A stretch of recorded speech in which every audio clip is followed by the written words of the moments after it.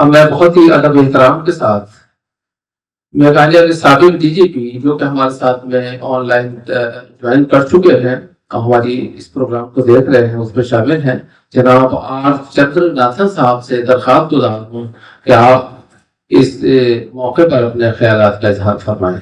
जनाब आर चंद्रनाथन साहब। जी शुक्रिया। ऑडियो जरा खराब है, इसलिए मैं माफी चाहूंगा। बहुत सामीन, professor Kidwai, professor doctor Javed Rahmani, खवातीन और हज़रात, सबसे पहले तो मैं शुक्रिया अदा करना चाहूंगा Ghalib institute, Assam university Urdu department और प्रोफेसर जावेद रहमानी को मुझे इस इजलास में शरीक होने का मौका दिया। छोटा सा तालिब इल्म हूँ मिर्जा गालिब का, और इस बात से बड़ी खुशी है कि आज की जो मजमून है उनके खतूत निगारी के बारे में, क्योंकि मैं दिल्ली में रहता हूँ। मिर्जा गालिब की बातें जब भी होती हैं तो उनकी शायरी को लेकर होती, उनको दीवान को लेकर होती। दिल्ली में हर तीसरे महीने कोई ना कोई उन पर एक किताब छाया होती, और ज्यादातर आपको अंग्रेजी में मिलेगी। लोगों का एक शौक है कि तशरीह करना उनकी शायरी का, उस पर तबसरा करना अच्छी बात है, लेकिन खुतूत निगारी के बाद कम ही लिखा गया।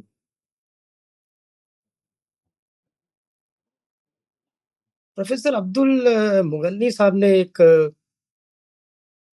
बहुत दिलचस्प बात की। उन्होंने ऐसे सीधे साधे लफ्जों में अ, उनके खुतूत निगारी के बारे में, सबसे पहले तो उनकी प्रमाइज ये है कि मुस्तकिल इसे इन ये जो नस्र है, जो जिसकी इब्तिदा हम मिर्जा गालिब से मानते हैं, इसकी मुस्तकिल सिंफ पहले नहीं थी। There was no genre like, हाँ पहले वो फारसी में लिखा करते थे, वो अ, बनावटी तरीका था जो कि आम लोगों की जबान न थी। मिर्जा गालिब ने उसके अंदर, वो मुगन्नी साहब ये कहते हैं कि सादगी में रंगीनगी और फुरकारी लेते, वो तमाम चीज को वही एक्सप्लेन करते हैं। और आज जो शुरुआत के एड्रेस में ही बात कही, वो जो उन्होंने जो खत 1858 में मेहर को लिखा उनके दोस्त को, उसमें एक अहम बात वो कहते हैं, जिस बात को नजरअंदाज करते हैं आजकल, कि ये मुरासला नहीं, ये मुकलमा, मैं जो तुम्हें लिख रहा हूँ, it is not a letter, he is not a नामा I'm writing, I'm in dialogue with you। बहुत बड़े उस्ताद ही इस तरह लिख सकते हैं, क्योंकि आज हमारे सिस्टम में, एजुकेशन सिस्टम में, ये बुनियादी जो प्रॉब्लम है, ये डायलॉग को है। मिर्जा उस जमाने में अपने शागिर्दों को, उसमें उनके अजीज थे, उनके माशूक थे, उनके ही लफ्ज में, गोपाल तख्ता को लिखे खत में वो लिखते हैं, उनके अजीज माशूक, उनके दोस्त, उनमें कई ब्रिटिश अफसरान भी थे। ये खतूत निगारी का तजुर्बा किया उन्होंने। लेकिन आज मैं जो अर्ज करूंगा यहाँ इतने दानिशुरों के सामने, महारीनों के सामने, कल 2 दिन का सेमिनार है, मैं कुछ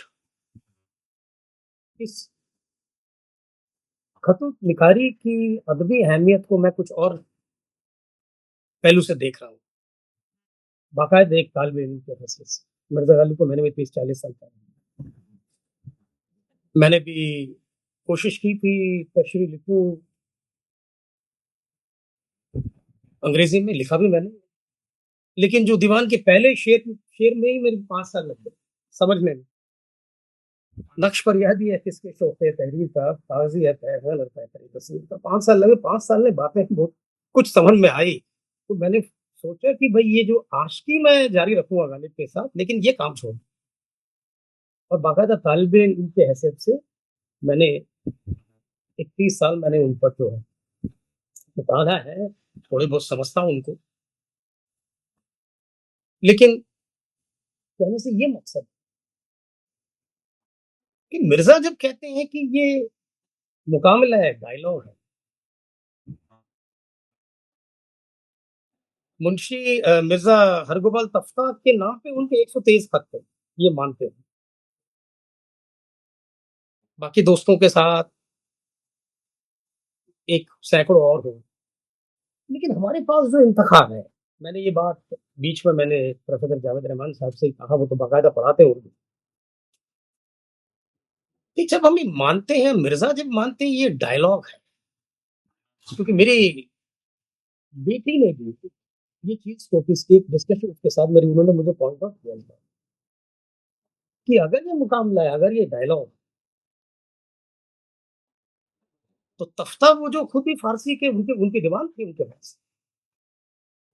महर बड़े नॉलेजेबल थे। शेफ़ता तो बड़े साथ शेफ़ता को सबसे ज़्यादा मानते थे। वो कहते हैं कि जब तक शेफ़ता ने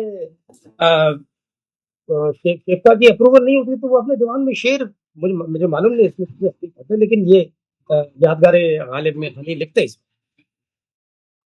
लेकिन हम जो आज पढ़ा रहे हैं, फ़न तालीम के हवाले से हम देखेंगे, खतूत निगारी इस पेडागॉजी में ये खामी है। ये बहुत बड़ी, क्योंकि सोशियोलॉजी ऑफ एजुकेशन में वो प्रॉब्लम सॉल्विंग एजुकेशन मानते हैं, उसके अंदर टीचर का शागिर्द का, उस्ताद का, शागिर्द का, दोनों का होना ज़रूरी है। तफ्ता ने क्या लिखा था उन्होंने, शेफ़ता ने क्या लिखा, वो ब्रिटिश अफ़सरान थे, उन्होंने क्या लिखा? तो मैं समझता हूँ मैं ये अर्ज़ करूँगा, मेरी सबमिशंस है छोटी-सी, कि इस पर तहकीक हो, लोग कोशिश करें, डिजिटाइज़ कुतुब खानों का ज़माना है, ऐसे दुनिया की बहुत लाइब्रेरीज़ कम बची हुई हैं जो डिजिटाइज़ नहीं हुई हैं। ये सारा जो सिलसिला है 200 साल पुराना ही है, कोशिश करें कि वो खतूत भी हमें मिल जाएँ। फिर आप इसे बहुत खूबसूरत, बहुत अच्छी तरीके से खूबसूरत है इसे निसाबों में आप तरमीम कर सकते हैं, आप तब्दीलियाँ कर सकते हैं, वो मैं समझता हूँ बहुत ज़रूरी है। आज की नस्ल को ये समझाने के लिए वो ये बुनियादी सवाल था।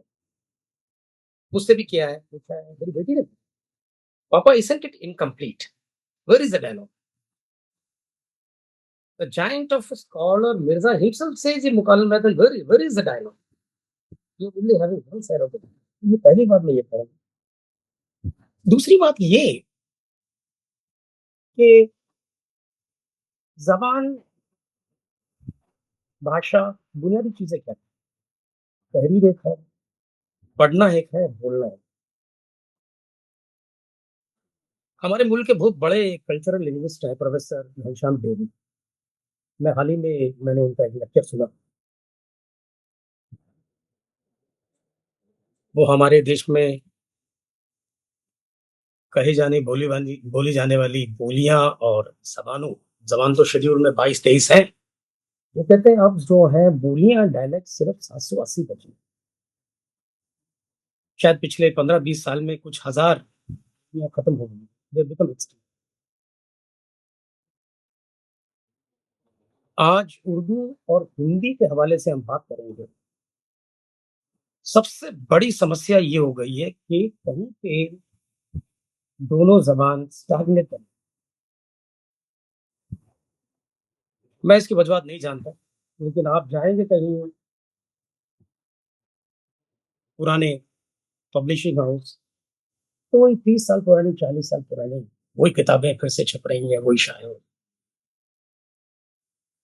इसके बनिस्बत इलाकाई ज़बानों में, भारत के इलाकाई भाषाओं में, ख़ास करके दक्षिण के मलयालम, तमिल, तेलुगु, मराठी में बहुत काम हो रहा है और मुख्तलिफ तरह के जॉनर वो इजाद कर रहे हैं और उसमें तजुर्बा भी कर रहे हैं। मसलन ट्रांसलेशंस बहुत हो रही हैं। ट्रैवलॉग बहुत लिखे जा रहे हैं। यहाँ तक कि केरल में मलयालम में ग़ज़ल की एक रिवायत शुरू हो गई। उसके इल्म अरूज मुख्तलिफ है, उर्दू से मुख्तलिफ, लेकिन मरकज़ी ख़्याल वही तशबीह का, बहुत खूबसूरत। कैलीकट यूनिवर्सिटी में तो बाकायदा वो इल्म अरूज लिखने के लोगों को अंग्रेजी में उसकी ट्रांसलेशंस के लिए प्रोफेसर्स को इनवाइट कर रहे हैं। कहने का मतलब ये कि ऐसा क्यों कि स्टैग्नेशन क्यों हो रहा है?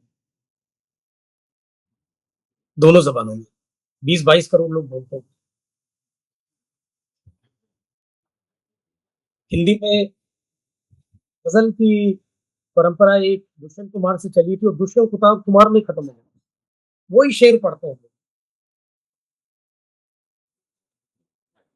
उर्दू में हमें दिल्ली में मैंने जो बात पहले भी ज़िक्र किया कि हर तीसरे महीने एक मिर्ज़ा पर किताब शाया हुई है। लोग लगे हुए हैं दीवान की तशरीह करने में, इंटरप्रिटेशन करने में। कोई मार्क्सिस्ट पॉइंट ऑफ व्यू से कर रहा है, कोई बुद्धिज़्म पॉइंट ऑफ व्यू से कर रहा है, कोई शून्यता कह रहा है, कोई कुछ कह रहा है, लेकिन लोग ये नहीं समझ पा रहे कि उस स्कॉलर की सबसे बड़ी चीज़ थी उसकी अ, वर्कमैनशिप, क्राफ्ट जो वो अगर इंसान इस बात को समझ जाए कि उसकी क्राफ्ट क्या थी, तो वो ज़्यादा उनके मुबालगों में, अलामतों के ज़्यादा मीनिंग ढूँढने में नहीं रहेंगे। बल्कि उसकी पर्सनैलिटी को और भी बारीकी से समझने की कोशिश करेंगे। जावेद रहमानी साहब ने बताया कई उनके ज़िंदगी के कई अहम पहलू। लेकिन एक खामी यहाँ भी है जिस पर मैं कहना चाहता हूँ, वो है कि अब भी हम तज़किरों में, हैजियोग्राफी में प्राइमरी सोर्स अब अली साहब की यादगार गालिब और उसपे ज़्यादा प्राइमरी सोर्सेस में अब इज़ाफ़त नहीं करते।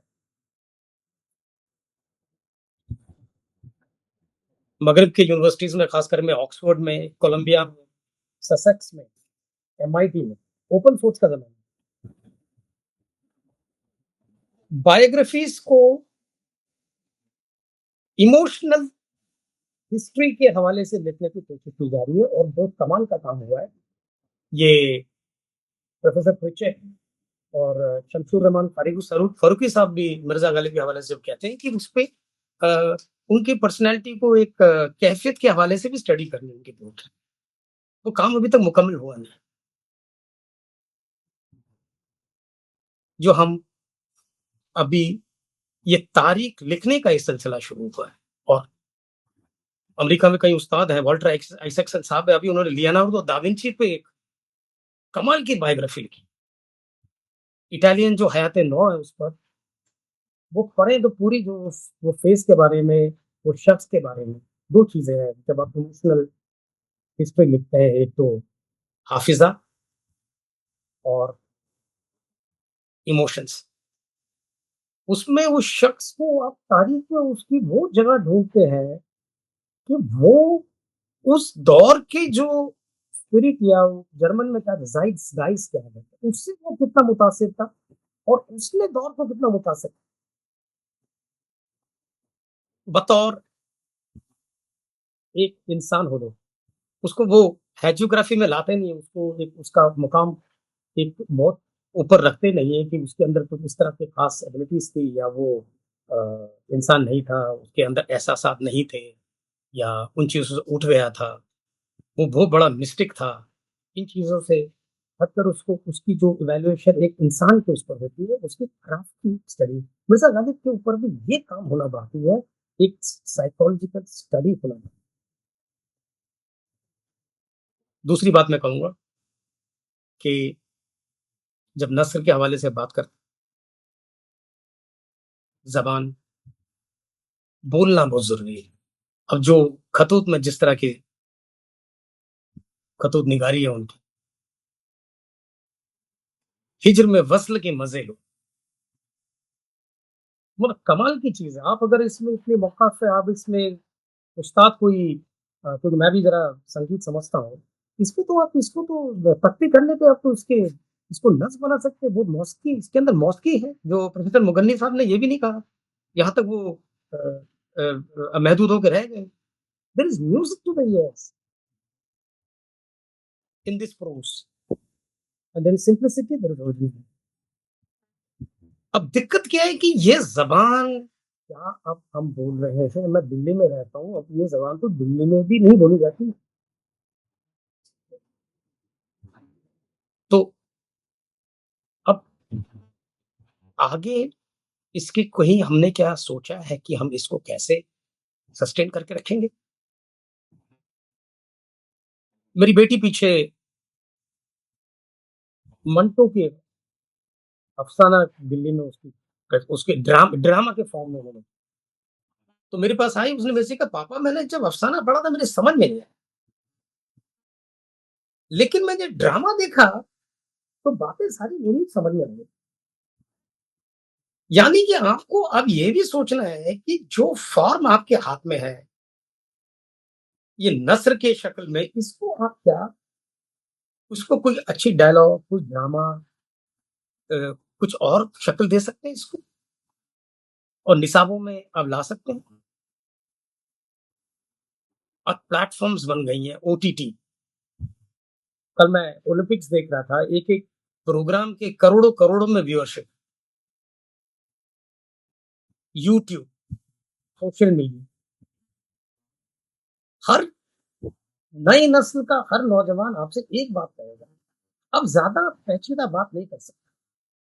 वो आपसे ये कहेगा कि प्लीज़ डम्ब इट डाउन और प्लीज़ ब्रेक इट डाउन। आप इसको तख्ती कीजिए। हमारे पास अब वो उनके पास वो टाइम नहीं है, वो अटेंशन स्पैन कम हो चुकी है। लेकिन ये जो चुनौती है, जो चैलेंज है, वहाँ एक बहुत बड़ी अपॉर्च्युनिटी भी है, जिसका हम फ़ायदा नहीं उठा रहे। और इलाकाई भाषाओं में आप अगर कोई भी दक्षिण की ज़बान देखें, वो लोग बहुत आगे निकल चुके हैं। आज ये आलम है दिल्ली में, पीवीआर हॉलों में, मलयालम फ़िल्म सबसे ज़्यादा जो है हर भाषा के लोग जाके देखते हैं। आज मोहनलाल मम्मूटी और फ़हद फ़ाज़िल को सब जानते हैं, दिल्ली के अंदर लोग जानते हैं। तो कंटेंट जो है, मवाद है, उस पर काम करना तो ज़रूरी है, लेकिन आपको उसको फ़ॉर्म भी देना है। अब अगर अच्छी फ़ॉर्म दे पाएँगे, तब आप इस ज़बान को ज़िंदगी देंगे, इस ज़बान को आगे बढ़ाएँगे, इस ज़बान के अंदर आप और शिद्दत लाएँगे। और मैं ये नहीं कहता कि ज़बानें कुछ 20-22 करोड़ लोग जो बातें करते हैं, उसमें कोई उस तरह की कोई प्रॉब्लम नहीं है कि वो खत्म हो जाएगी। लेकिन एक क्वालिटी का सवाल है, एक अ, बोलने के सलीके का सवाल है। यादगार गालिब में वो जो आज के मज़मून में ये भी है, सकाफ़ती तहज़ीब के हवाले से क्या है उसकी अहमियत। सारे दोस्त तो उनकी उम्र में छोटे थे, लेकिन मुरव्वत और लिहाज़ तो उनकी मेन क्वालिटी थी, जो उससे बात करते थे, मुख़ातिब होते थे। इसमें वक़ार और शाइस्ते किस हवाले से क्या-क्या चीज़ें हैं, इसको कैसे आप समझाएँगे? आज पब्लिक स्पेस में सबसे बड़ी दिक्कत क्या है कि लोग बात करना नहीं जानते। जो इदारों में काम करने वाले भी नहीं जानते, जो लोग जाते हैं वहाँ काम लेने के लिए, वो भी नहीं जानते। चाहे वो बसों के क्यू में हो या एयरपोर्ट में हो, ये हम रोज़मर्रा की बातें हम रोज़ फ़ील करते हैं। अब ये चीजें जो है कैसी सिखाई जाएंगी, कैसे सस्टेन कर जाएगी, ये बहुत बड़ा सवाल है तहजीब के हवाले से। मैं समझता हूँ इस पर जो है, अगर आप एक अच्छे हिसाब में ये तमाम जो जो जो माशरे में जो चेंजेस हो रही हैं उसको आप if you don't take it to consideration that you will not go very far. ये अब सेमिनारों में ये सब बातें नहीं। मिर्जा गालिब का मकाम बहुत ऊंचा है, बहुत बड़ा है। हम दिल्ली के रहने वाले हैं, हमें बहुत तमीज मिली है, लेकिन ये भी फील करते हैं कि ये जबान को हमें अगर जिंदा रखना है, खास करके हिंदी और उर्दू में, क्रॉस कल्चरल इन्फ्लुएंस जो है बहुत कम हो गया, ना के बराबर। और भाषाओं की और जोजों की अच्छी तर्जुमा नहीं है, और सिंफ में लिखने का काम नहीं शुरू किया, ट्रैवलॉग नहीं है, अच्छे ट्रांसलेशंस नहीं है। मुझे अब भी याद है कि मेरी अम्मा ने आज से 50-60 साल पहले वॉर एंड पीस पढ़ी थी, मलयालम तर्जुमा। उन्होंने क्राइम एंड पनिशमेंट पढ़ी थी, मलयालम में तर्जुमा होती। आज से 50-60 साल पहले मलयालम में ये सब चीजें जो है तर्जुमा होती है। और हमें अपने देश की भाषाओं के आपस में कुछ वो नहीं, समझ नहीं। और दक्षिण में जाएंगे तो कम से कम मैं आपको 20-30 स्कॉलर से मिला दूंगा जो हिंदी और उर्दू के अच्छी जानकारी रखने वाले हैं। लेकिन मुझे दिल्ली में या दिल्ली के आसपास कोई एक हिंदी भाषी या उर्दू भाषी नहीं है कि जो कि मलयालम और तमिल का स्कॉलर मैंने आज तक मिला नहीं। ये बहुत संजीदा मसला है और इसमें सोचना बहुत जरूरी है। पीछे मेरे पास कोई बेस्ट ऑफ उर्दू, उर्दू के अंदर भी देखिए किस तरह की रहता है, बेस्ट ऑफ उर्दू पोइट्री अंग्रेजी में तर्जुमा थी। मैं जिसने लिखा, जिसने तर्जुमा किया, नाम नहीं लूंगा, बहुत बड़े शख्स हैं। तो मुझे दिया गया, मैंने देखा उसके अंदर बेस्ट ऑफ उर्दू पोइट्री में दखन बिल्कुल भी नहीं। वहाँ कुली कुतुब शाह नहीं थे, वहाँ वली नहीं थे, वहाँ सिराज नहीं थे, वहाँ मखदूम मोहिउद्दीन नहीं थे। तो मैंने उनसे कहा, मियाँ ये बेस्ट ऑफ उर्दू पोइट्री कैसे हो गई? इसमें तो शायद ये लिख देते anthology, how it is become best. तो हमारे जो नॉलेज की भी हालत ये है कि हम अपने आप को ही नहीं जानते। तो आज ये दो तीन बातें थी, मुझे मालूम नहीं कि ये आज के सेमिनार में की क्या अहमियत है, लेकिन मुझे सोचा थोड़ा सा तालिब इल्मों और दानिशोरों के बीच में बैठूंगा। तो ये कुछ बातें हैं जो मैं फील करता था, मैंने कहा आपके सामने रखूं। और मैं इस कॉन्फ्रेंस को 2 दिन मैं समझता हूँ उसके अंदर कुछ काबिल अमल बातें निकल के आए, अच्छी डेलिब्रेशंस हो, अच्छी डिस्कशन हो, और एक मिर्जा के खतून निगारी पे कुछ ओरिजिनल पेपर्स तैयार हो। मैं इतना कहकर अपनी बातें यहीं खत्म करता हूँ। शुक्रिया।